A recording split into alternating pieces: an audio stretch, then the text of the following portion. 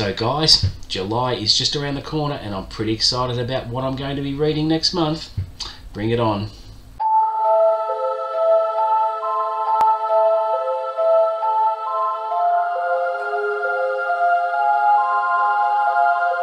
What's up guys, welcome back to the channel. Today I'll be talking about some reading plans I have in store for July. Now, as a rule, I've done away with TBRs. Now, I used to do TBR videos where I would pick out a stack of about 4 to 6 books that I would plan on reading for the upcoming month, and I found the last few months it hasn't really worked as a format for me. I found myself going through the TBR, and when I got to the next book in the stack, I found myself not being in the mood to read it and tanking it and just picking up something else at random. So the conclusion I drew from that is that TBRs don't actually work for me, and as a result I did away with the TBR videos because in the end I found it was placing too much pressure on myself, and by the time I got to a book in the stack, my mood would change, my taste would change. I couldn't stick to a TBR for a particular month because I may have been in the mood to read something else. So a couple of months back I made the decision to completely do away with TBRs, wipe the slate clean, start a whole new month fresh with nothing on a TBR pile at all, and just to go with it and whatever I'm in the mood for to read. So we arrive at this point, but over the last couple of weeks I've been thinking of what sort of things I would like to read, not doing a TBR, but just brainstorming and having a think about what I'm going to be in the mood for. And it turns out that I'm craving a bit more fantasy.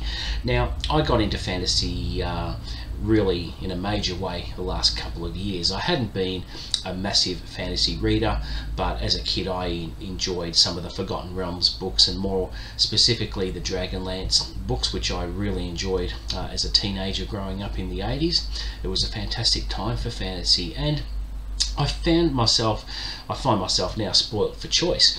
Recently I've bought things like the Game of Thrones box set. I've got a complete set of Wheel of Time sitting there to be read. I have Memory, Sorrow and Thorn by Tad Williams. I have the Cosmere. I have the Malazan Book of the Fallen, which I am halfway through but tapped out at the halfway point because I weren't mentally ready to deal with the scope of the books. But it's not a permanent tap out. I plan on going back to Malazan at some point, and I figured if I'm in the mood for some fantasy, what do I want to read? And it turns out that all I'm hearing on BookTube at the moment and on Facebook is how awesome The Realm of the Elderlings is by Robin Hobb. 16 books have been written. There's a few trilogies and a quadrilogy, I believe, all to do within that universe. And I have heard nothing but good things about the Farseer trilogy, which is the perfect starting point in the whole saga. Some people have said you can start with Live Ship Traders because it's a completely different setting and completely different characters with minor references to the Farseer trilogy, but I thought, like most people, I'm going to start with the Farseer trilogy, and I'm really excited to be starting this in July. I've heard nothing but good things about it. I've done some research on Robin Hobb's stuff and watched some interviews that she's done, and she's just an intriguing writer. And I was cheeky and took a sneak peek at Assassin's Apprentice and read a few pages just to sample her writing style, and it turns out that she has a lovely writing style, which I'm confident I can immerse myself within that writing and really enjoy this trilogy. And so the first book is obviously Assassin's Apprentice, which this particular version just arrived in the mail today, as a matter of fact.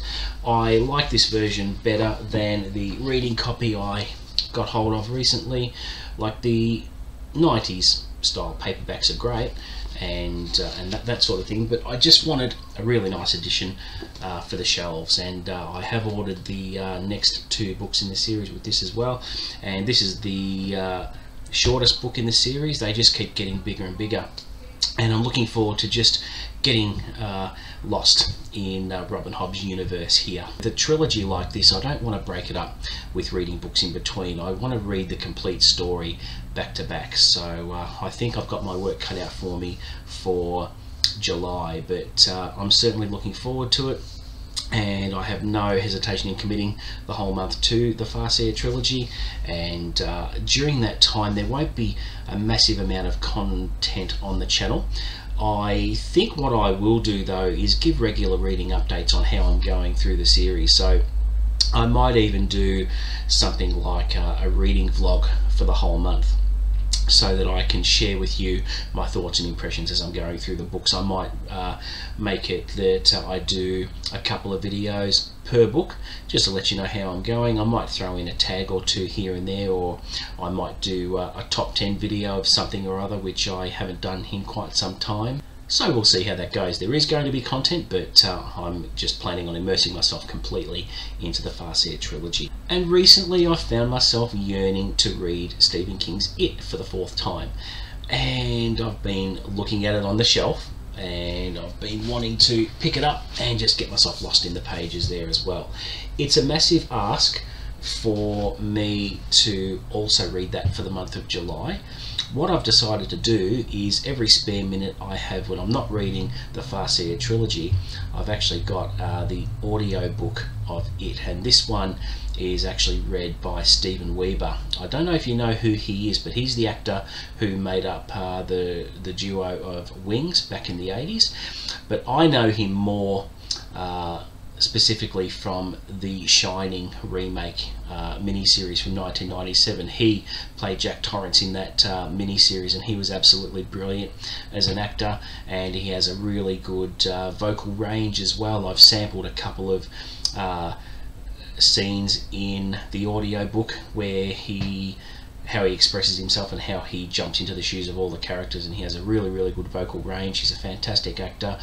I know him more recently from Chicago Med, where he plays the current ER chief, Dean his name is, and he's great on that too, so I have a lot of respect for him as an actor. He portrayed Jack Torrance brilliantly in the 1997 miniseries. So if I'm not going to set this one in stone, but if I get the time to listen to the audiobook, I will do just that. And even if I get through half the book for the month of July, I can at least continue it in August without any issues there. But normally I don't listen to a lot of audiobooks at all, because I find I have to have complete silence in order to absorb the material properly. But given that Steven Weber has a really good voice and an engaging tone, I'm confident I can absorb it. It's not like I don't know the material, so given that it's my 4th reread, having the audiobook on in the background with everything I'm doing,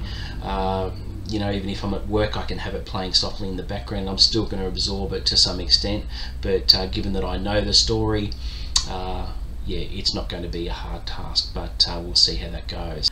So that's it for my July reading plans, guys. I'm super excited to start Farseer, and my younger brother has read it and he loves Robin Hobb, and he's promoted it on Goodreads, and he has told me that I'm going to love it. Mike over at Mike's Book Reviews has enjoyed it as well, and there are a score of other booktubers that cannot rave enough about this series, and can't wait to come out the other side. But rest assured, I'll keep you all up to date on how I'm going and what I'm thinking and my thoughts and impressions. And please don't forget to like and subscribe, and let me know what your July reading plans are. What have you got on the cards to read?